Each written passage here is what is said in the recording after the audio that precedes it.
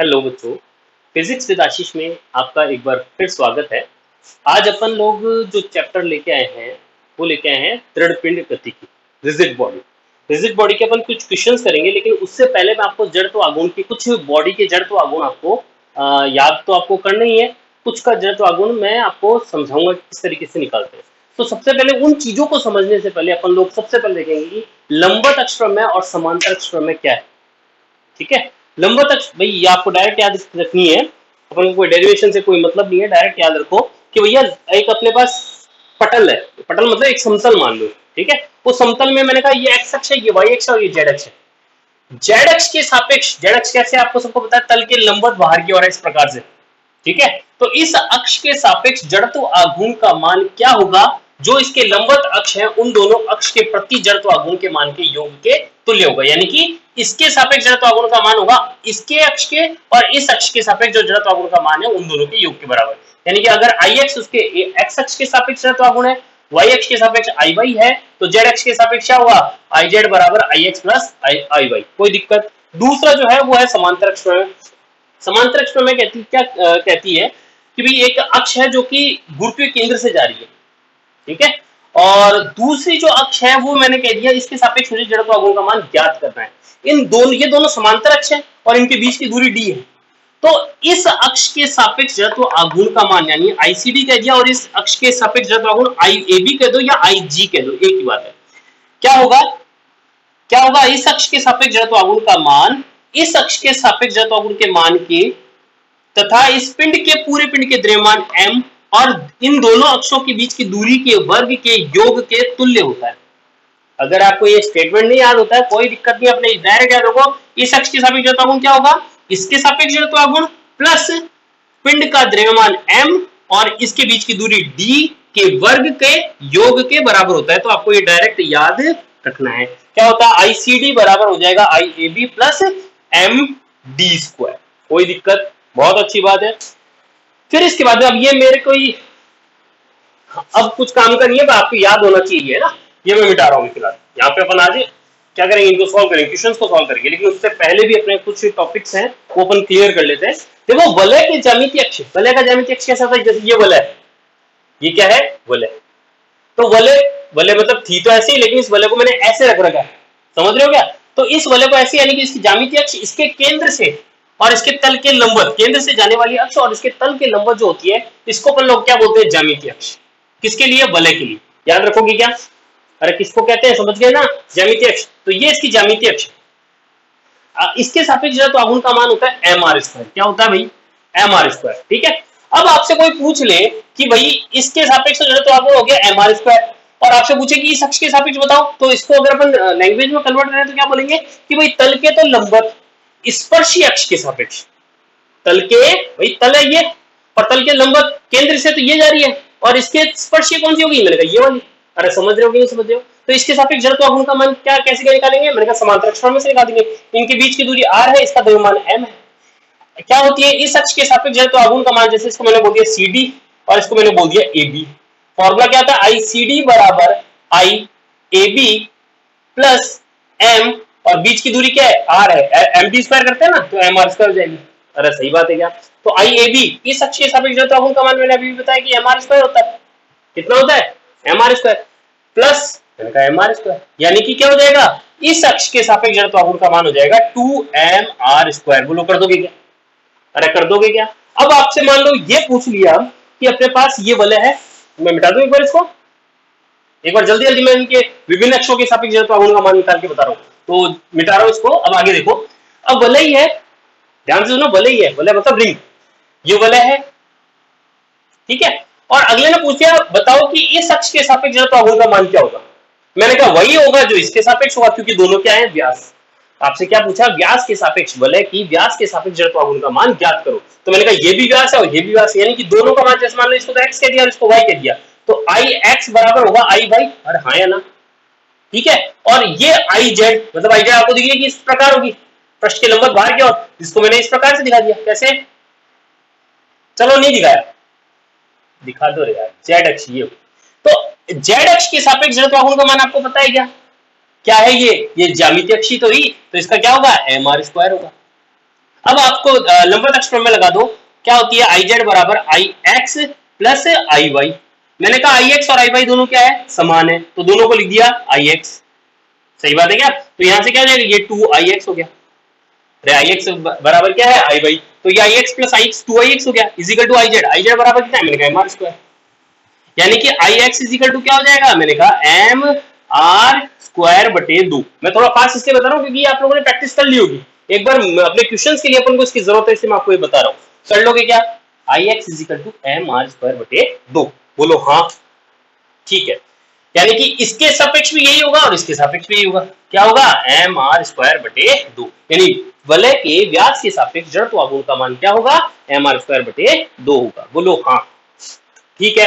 अगला देखो, अच्छा और भी कुछ कर सकते हैं क्या, मान लो अब आपसे इसने पूछ लिया कि अपने पास वलय ही है, ये वलय है, और अगले ने कहा व्यास के समानांतर स्पर्शी अक्ष के सापेक्ष, यही तो होगी।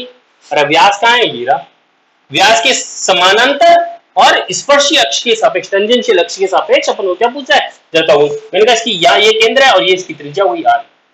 तो देखो आपको इसके अक्ष के सापेक्ष जड़ता हूं का मान पता है क्या, मैंने अभी भी निकाला है, क्या है, एम आर स्क्वायर बटे 2। अरे यही तो है। अब आपको इसके सापेक्ष निकालना है तो निकाल देंगे, कैसे निकाले, देखो मैंने कहा इसको मान लो सी डी बोल दिया, इसको क्या बोल दिया, सी डी बोल दिया, ठीक है। इसको मान लो ए बी बोल दिया, या इसको मान लो आई एक्स बोल दिया, आई वाई बोल दिया, चलो ठीक है। तो क्या बोलेंगे, मैंने कहा आई सी डी बराबर आई वाई प्लस एम, और दोनों समांतर अक्षों के बीच की दूरी है आर, तो एम आर स्क्वायर, ये तो होगा। आई वाई कितना है, मैंने कहा एम आर स्क्वायर बटे 2 plus M R square is equal to हो जाएगा 3/2 एम आर स्क्वायर, बोलो हाँ। अरे कर लोगे क्या, कोई महाभारत नहीं है, सिंपल सी बात है, ठीक है, ये आप कर लोगे।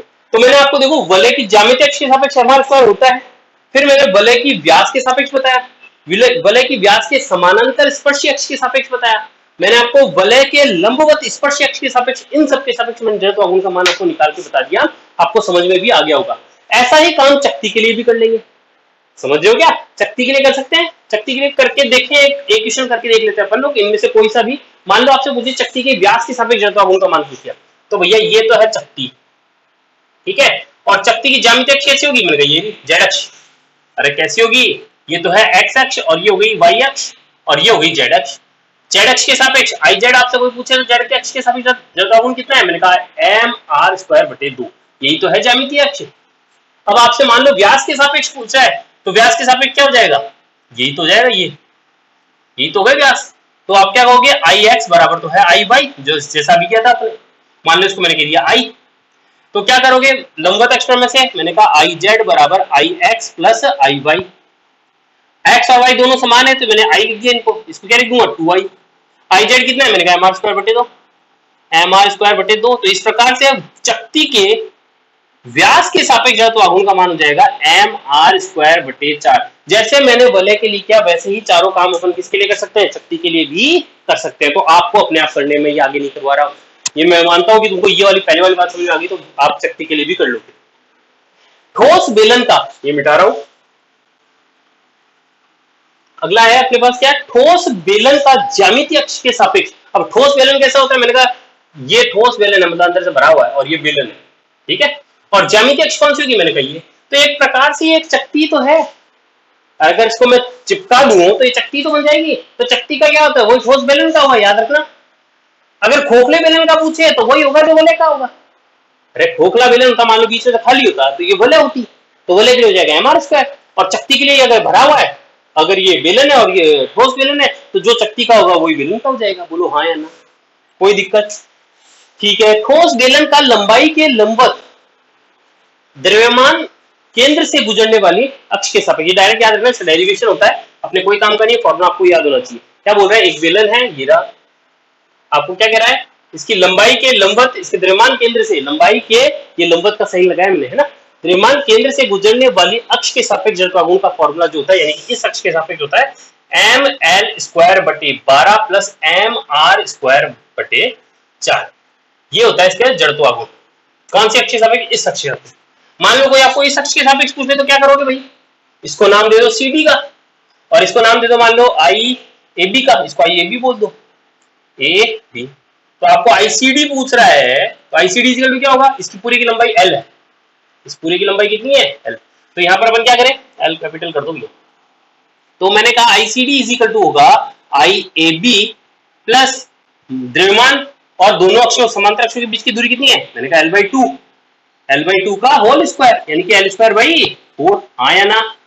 अब आई ए बी कितना है, मैंने कहा एम एल स्क्वायर बटे 12 प्लस एम आर स्क्वायर बटे 4 प्लस एम एल स्क्वायर बटे 4। इनको सॉल्व कर लेना, आ जाएगा, कोई दिक्कत, अरे कर लोगे क्या, सिंपल ही है, इन दोनों को जोड़ोगे तो एम एल स्क्वायर बाई 3 आ जाएगा, चेक कर लेना रे, मुझे ध्यान नहीं है, ठीक है।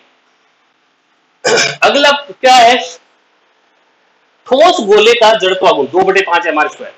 अरे ठोस गोले का जड़त्व आघूर्ण क्या होता है, ये ठोस गोला है, अब इसकी ज्यामितीय अक्ष बोलो या व्यास के सापेक्ष अक्ष बोलो, सारी एक होगी, अरे गोला है ये, ठीक है। इसका आपको बोले स्पर्श अक्ष के सापेक्ष बताओ, तो अगर इसके सापेक्ष मान लो ए बी बोल दिया, इसके सापेक्ष मैंने सी डी बोल दिया, तो आई सी डी कितना होगा, मैंने कहा I A B plus M और डिस्टेंस कितनी है आर, त्रिज्या होगी M R square. I A B कितना है, इस अक्ष के सापेक्ष मैंने बोला 2/5 एम आर स्क्वायर है, 2/5 M R square plus M R square यानी कितना हो जाएगा 7/5 एम आर स्क्वायर, यही हुआ, कर लोगे ना। अगला देखो छड़ का जड़त्व आघूर्ण, याद रखना एम एल स्क्वायर बाई 12 होता है, एम एल स्क्वायर बाई 12 हो जाएगा, ठीक है, कर लोगे। आओ अपने क्वेश्चन पे आते हैं, ये मिटा रहा हूं मैं आपको, ये आपको मैं ये मानता हूं कि आपको आता है वैसे, लेकिन आज मैंने इसको डिस्कस लिया गया क्योंकि क्या कई बच्चों को इस पे दिक्कत होती है, तो इसलिए मैं आपको समझा दिया। देखो अब आओ अपने पहले क्वेश्चन के ऊपर, एक घड़ी की सेकंड की सुई की लंबाई 2 सेंटीमीटर हो तो उसके सिरे का रेखीय वेग पूछा है, क्या पूछा है इसका, रेखीय वेग ज्ञात करो। ये हालांकि इससे जड़त्व आघूर्ण से कोई रिलेटेड नहीं है, अपन से रेखीय वेग पूछा, तो आपको देखो कोणीय वेग और रेखीय वेग में संबंध पता होना चाहिए, v बराबर होता है आर ओमेगा, v बराबर आर ओमेगा। आपको आंसर निकालना है, देखो किसमें, इसका आंसर आपको सेंटीमीटर पर सेकंड में निकालना है, आंसर किसमें निकालना है, सेंटीमीटर पर सेकंड में, लिखना भूल गए इसमें, आंसर आपको सेंटीमीटर पर सेकंड में ज्ञात करना है।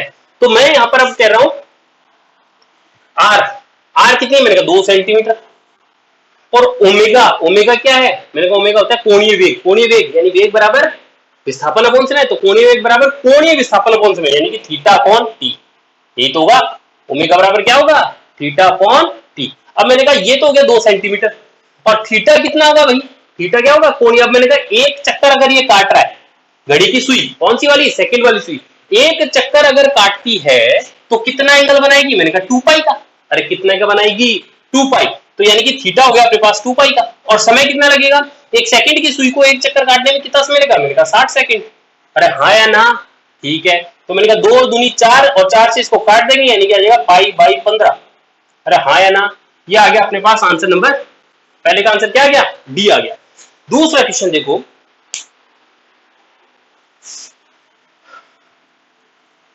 दूसरा प्रश्न, ये जड़त्व आघूर्ण से रिलेटेड है, किसी चक्ति का एमआई का मतलब moment of inertia, moment of inertia, moment of inertia मतलब जड़त्व आघूर्ण, तो मैंने शॉर्ट में लिखा है इसको, लिखिएगा किसी चक्ति का जड़त्व आघूर्ण का मान न्यूनतम होगा, किसी चक्ति के जड़त्व आघूर्ण का मान न्यूनतम कब होगा, ज्यामितीय अक्ष के सापेक्ष, व्यास के सापेक्ष, व्यास के समांतर स्पर्शीय अक्ष के सापेक्ष, व्यास के सापेक्ष, तल में स्थित स्पर्शीय अक्ष के सापेक्ष। देखते हैं अपन, सबसे पहले मैंने कहा ज्यामितीय अक्ष के सापेक्ष, ज्यामितीय अक्ष के सापेक्ष क्या चक्ति का क्या होता है, ये लिखा था ना भी mr²/2, तो ए का तो होगा mr मतलब मोमेंट ऑफ इनर्शिया क्या होगा mr²/2, बी का कितना होगा भाई, व्यास के समानांतर, देखो चक्ति है ना अपने पास, चक्ति बोल रहा है ना, चक्ति में व्यास के समांतर, व्यास तो ये रहा और इसके समांतर ये रहा, स्पर्शीय अक्ष के सापेक्ष जड़त्व आघूर्ण पूछ रहा है, तो आपको पता है इसका कितना होता है, क्या आपको पता है व्यास के सापेक्ष कितना होता है, अरे व्यास के सापेक्ष कितना होता है, मैंने कहा निकाल सकते हो क्या,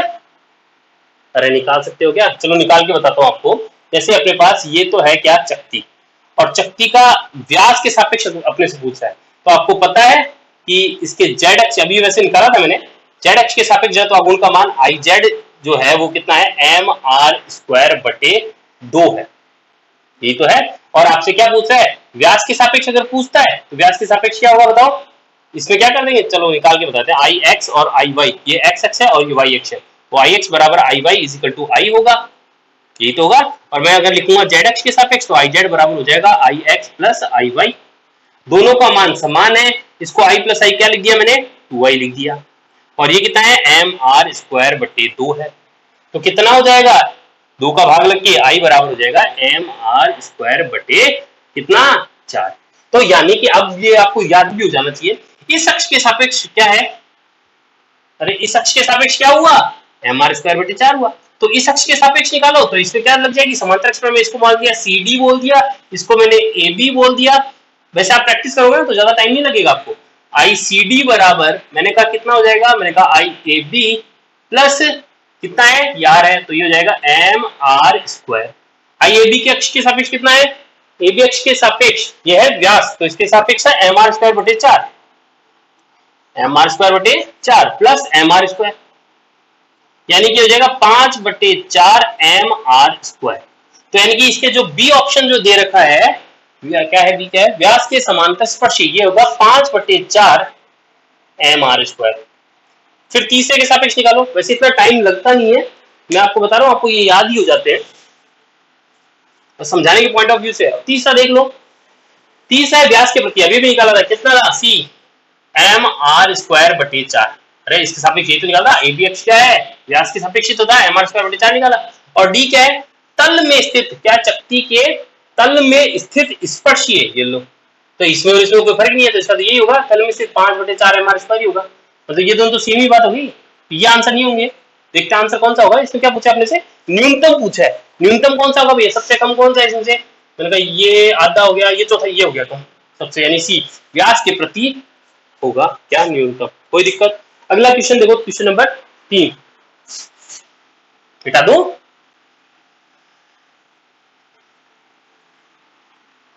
क्वेश्चन नंबर 3 देख लो।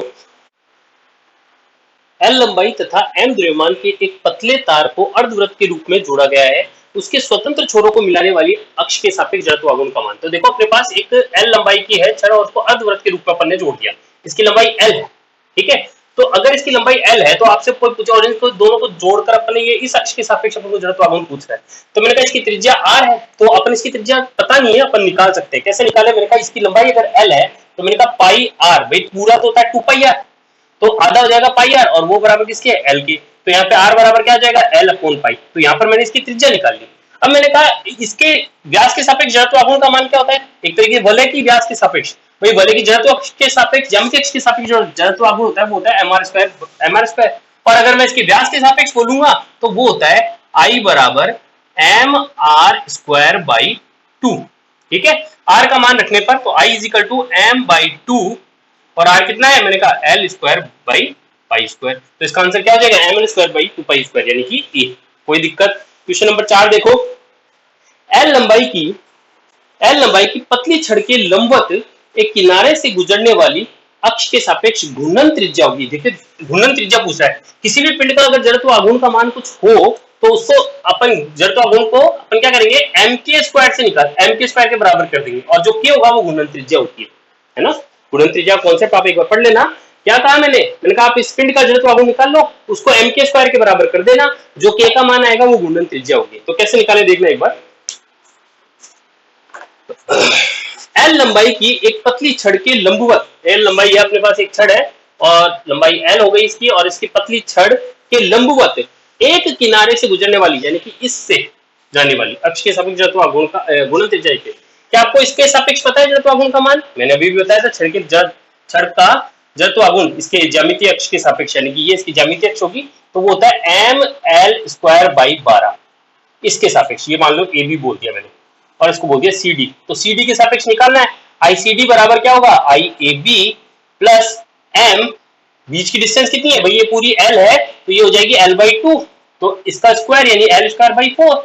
आई ए बी कितना है, मैंने कहा M L square by 12 plus M L square by 4, यानी कितना हो जाएगा 12 एम एल स्क्वायर प्लस ये कितना हो जाएगा 3 एम एल स्क्वायर, ठीक है, यानी कि ये 4 एम एल स्क्वायर यानी कि एम एल स्क्वायर बाई 3 आ जाएगा, 3 आ जाएगा एम एल स्क्वायर बाई 3।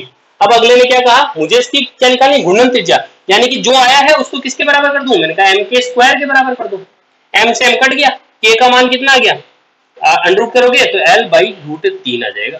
तो इसका आंसर क्या होगा L/√3। बोलो कोई दिक्कत है इसमें? अगला प्रश्न देखो। अरे टेक्निकल टीम बताए यहाँ के अपन को दिख तो रहे क्या सारे क्वेश्चन एग्जैक्ट? यहाँ तक अपन को ये देखना एक बार, ये किनारा भी दिख रहा है क्या? ठीक है भाई, आगे देखो। और अंधेरा हो गया क्या?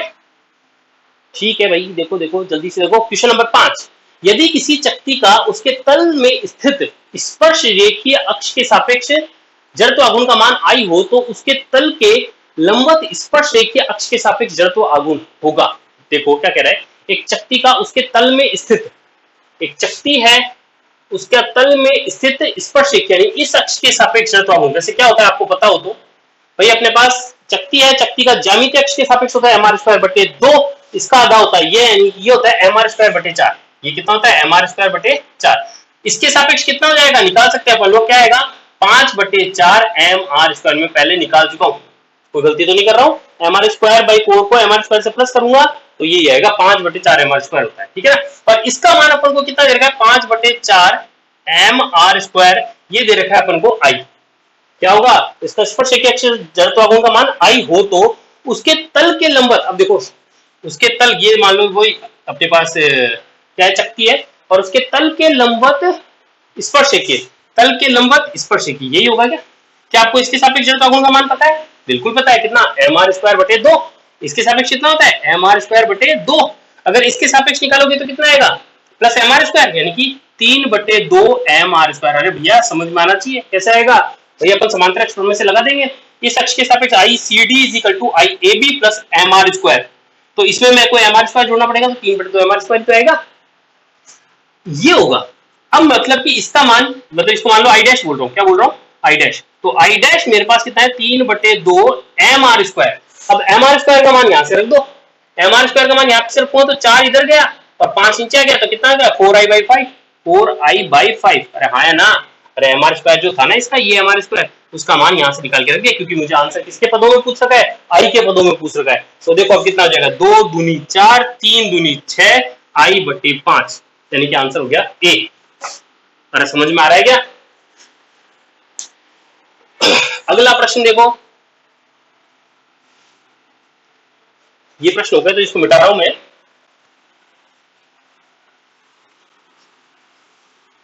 क्वेश्चन नंबर 6 देखो क्या है।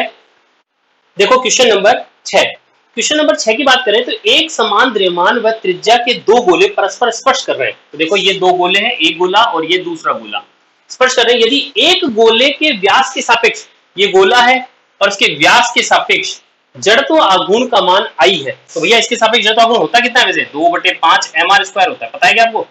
और इसको अगले ने क्या बोल रखा है I, ठीक है होगा। तो उनके उभयनिष्ठ बिंदु पर स्पर्श रेखा के सापेक्ष, यानी कि उसके उभयनिष्ठ बिंदु पर उसकी स्पर्श रेखा के सापेक्ष, ये तो हुआ ना वो, तो उसके उनके उभयनिष्ठ बिंदु पर स्पर्श रेखा के सापेक्ष Mi होगा। तो इसके सापेक्ष जड़त्व आघूर्ण निकालना है, तो मैंने कहा इसके सापेक्ष निकाले तो पहले तो इसको भूल जाओ। तो व्यास के सापेक्ष, व्यास के समानांतर हो गया, तो यानी कितना होता है आपको याद हो तो 7/5 mr² होता है। इसके अगर इसको भूल जाए तो इसका जाएगा प्लस 7/5 mr²। अगर दोनों को साथ लगाएंगे तो प्लस लगा देंगे, टोटल कितना हो गया मैंने कहा 14/5 mr²। अब देखो यहाँ क्या आएगा mr², लेकिन मुझे आंसर जो इसके पदों में I के पदों में दे रखा है, तो mr² का मान मैं क्या लिख दूंगा mr² यहां से निकाल लूंगा और यहाँ लिख दूंगा 5i/2। तो यहाँ पे क्या हो जाएगा 14/5 इंटू 5i/2, 2 7 जा 14 और 5 से 5 कट गया, आंसर आ गया 7i। कितना आया 7i। इसमें देख लो कहां है आंसर, तो आंसर है बी। इसके बाद में क्वेश्चन नंबर 7वां देखो,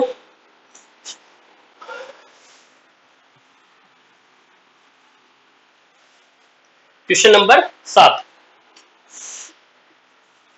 है समान द्रव्यमान तथा त्रिज्या की चक्ति व वलय के Mi का मान समान है। क्या बोल रहा है, समान द्रव्यमान और त्रिज्या की चक्ति और वलय का, कोई चक्ति है और वलय उनका क्या है जड़त्व आघूर्ण समान दे रखा है अलग अलग अक्षों के प्रति। यदि वलय के अक्ष उसके तल में स्थित हो, वलय जो है ये वलय है और वलय का अक्ष उसके तल में स्थित हो, वलय का उसके तल में क्या बोल रहा है एक बार देखो आ गया, ये समान द्रव्यमान तो चक्ति व वलय Mi समान है। यदि वलय का अक्ष उसके तल में स्थित स्पर्शी हो, तल में स्थित स्पर्शी यानी कि यही तो होगा ना, तब चक्ति का बताओ। तो पहले इसके सापेक्ष बताओ जरा, तो क्या होता है भाई, वलय के लिए अगर मैं बोलूं ज्यामिति अक्ष के सापेक्ष होता है mr स्क्वायर, इसके सापेक्ष हो जाएगा mr स्क्वायर बटे 2, तो इसके सापेक्ष कितना हो जाएगा 3 बटे 2 mr स्क्वायर, 3 बटे 2 mr स्क्वायर। ठीक है, अब देखो ये मान किसके लिए, वलय के लिए, उतना ही मान चक्ति के लिए कब होगा, तो देख लो व्यास के सापेक्ष होगा क्या, अरे व्यास के सापेक्ष होगा क्या, चक्ति के व्यास के सापेक्ष, ये चक्ति है और इसका व्यास है, चक्ति का होता है mr स्क्वायर बटे 2, ये हो जाएगा mr स्क्वायर बटे 4, ये नहीं होता mr स्क्वायर बटे 4, इसके लिए नहीं होगा। दूसरा देखिए ज्यामितीय अक्ष, ज्यामितीय अक्ष के लिए तो mr स्क्वायर बटे 2 होता है, ये तो नहीं हो सकता।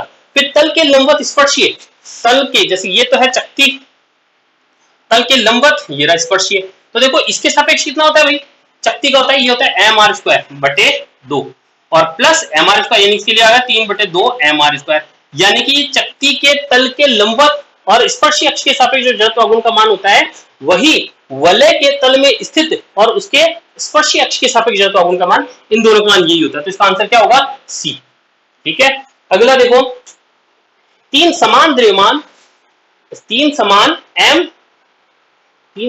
m व समान द्रव्यमान है, तीन समान द्रव्यमान m व समान त्रिज्या r वाली वलयों को चित्रानुसार रखा गया है। ये तीन वलय है, तीनों वलय है, ठीक है ना, दो तो हो गई क्या एक तरीके से इसके व्यास के समांतर, इसको स्पर्शी अक्ष के सापेक्ष, और ये किसके हो गई व्यास के सापेक्ष,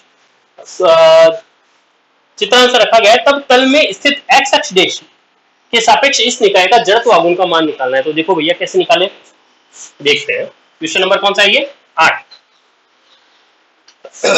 क्वेश्चन नंबर 8 की मैं बात करूं तो देखो क्या भाई, अच्छा ये बताओ, एक ये वलय है ना, हाँ वलय, वलय के इसके सापेक्ष जड़त्व आघूर्ण का मान कितना होता है, अरे बता दो, वलय की इस अक्ष के सापेक्ष जड़त्व आघूर्ण कितना होता है, भाई ज्यामितीय अक्ष होगी ना, तो ये होता है mr स्क्वायर, इसके सापेक्ष हो जाएगा mr स्क्वायर बटे 2, इसके सापेक्ष कितना हो जाएगा mr स्क्वायर बटे 2 प्लस mr स्क्वायर, कितना हो गया 3 बटे 2 mr स्क्वायर, 3 बटे 2 mr स्क्वायर। ठीक है, अब मैंने कहा इसके सापेक्ष ये है, इसके सापेक्ष ये होगा और इसके सापेक्ष यानी कि इसका प्लस एक बार और कर दो, 3 बटे 2 mr स्क्वायर, और तीसरा क्या है ये है, तो तीसरा हो गया क्या व्यास के सापेक्ष, व्यास के सापेक्ष क्या होता है भाई, अरे इस अक्ष के सापेक्ष क्या होता है mr स्क्वायर बटे 2 प्लस mr स्क्वायर बटे 2, तो ये कितना हो जाएगा, ये तो गया 3 mr square plus mr square बटे 2, तो 3 दूनी 6, 6 और 1 7, 7 mr स्क्वायर बटे 2, तो आंसर हो गया ए। बोलो कोई दिक्कत, अरे कर लोगे क्या, समझ में आ रहा है, मिटा दे, मतलब कुछ नहीं है रे, इसके सापेक्ष अकेले अकेले तीनों के लिए निकाल लो और तीनों को जोड़ दो, सिंपल है। ठीक है, अगला है सिंपल सा क्वेश्चन है, एक पंखा 50 हर्ट्ज की आवृत्ति से घूम रहा है, ठीक है, और उसकी कोणीय चाल, जैसे इसे जड़त्व आघूर्ण से लेना देना नहीं है, कोणीय चाल पूछ रहा है, कोणीय चाल कैसे नहीं यार भाई, कोणीय चाल ओमेगा होती है, ओमेगा होता है, और इसको फ्रीक्वेंसी देखा तो 2πf कर देंगे, फ्रीक्वेंसी ओमेगा बराबर क्या होता है 2πf, तो 2πf कितना दे रखा है अपन को 50 हर्ट्ज, कितना दे रखा है 50 हर्ट्ज, तो कितना हो जाएगा 50 दूनी 100 पाई, ये हो जाएगा, यानी क्या है 100 पाई रेडियन पर सेकेंड। कोई दिक्कत, ये अपना हो गया। तो आज के ये क्वेश्चन थे अपने पास, क्वेश्चन अपन ने कम किए, ये जो है अगर आपको इसमें कोई समस्या है तो मुझे कमेंट करके बताएं। वैसे मैंने आपको थोड़ा सा फास्ट जरूर बताया, लेकिन शुरुआत में मैंने आपको डिटेल से बता दिया था, तो तसल्ली से वीडियो को पॉज कर करके उस क्वेश्चन को खुद करने की कोशिश करना, आपसे हो जाएगा बहुत आराम से। आज के समाचार समाप्त होते हैं, नमस्कार।